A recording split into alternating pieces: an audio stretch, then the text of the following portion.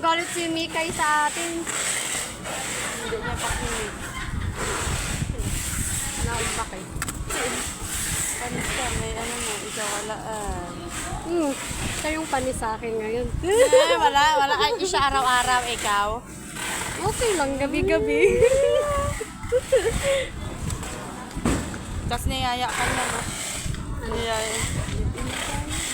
Ay, sarap! Yun sinasabing paldo pag malamig. Yun, nakakatakot naman kasi. Ito, matatakot kung may tiwala ka naman. Ano kakatakot naman? Kaya nga. Baka isang sundutan. Siyempre, agawin nyo nun. Kaya nga kayo nagbigyan eh.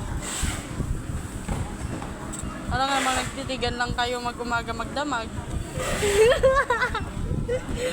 Patigasan lang. Patigasan lang kayo. Hindi naman daw pwede yun. Yari ka naman. Suntukan kayong dalawa. Suntukan kami sa ano. Tapos, dumali ka dyan. Tapos sabay sa bunot. Yun ang alam mo. Sabunot.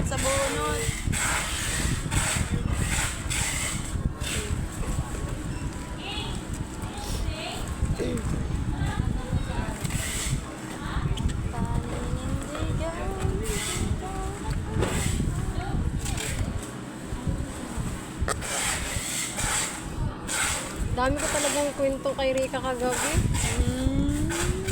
Ano yan? Namula na yan. Kagabi. Ano? Ikaw, namula ka ng kakakwenta. Hindi naman tungkol sa pag-alis namin.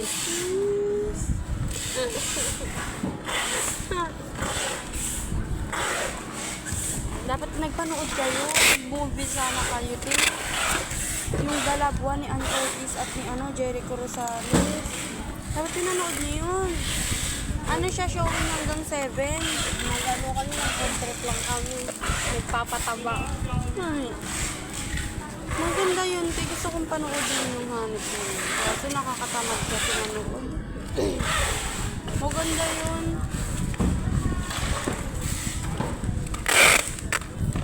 Dapat pala sinabi ko sa'yo kung nanood kayo dapat. Ay wala eh. Gusto ko nalaman. Gabi na. Yun. Nakapag-ano-ano siya. Wow. Talaga. So sabi mo bago ako umalis, pupunta pa ako sa Rika. Ay, lalis ko. Sabi niya. Sabi mo, sige, ingat ka. Asan yung barcode? Na, ano nga namin eh, pagkababa namin ng tricycle, nakita namin yung gawa niya. Gawa niya. Ayan. Kanina. Sabi niya, papasok na daw siya ngayon. Sabi ko, talaga papasok ka na. Hindi na ba masakit? Kaya na ba sa ano mo? Kasi sinabihan din daw sa mail na baka mabinat ka. Tapos lalong hindi ka makakapasok kung pag mabinat ka. Kaya ayun, sabi ko, girl, kung di pa kaya, huwag ka na lang muna pumasok. Asan na yun? Black band. Grabe talaga, nakaupo lang siya, lumabas yung nana. Putik.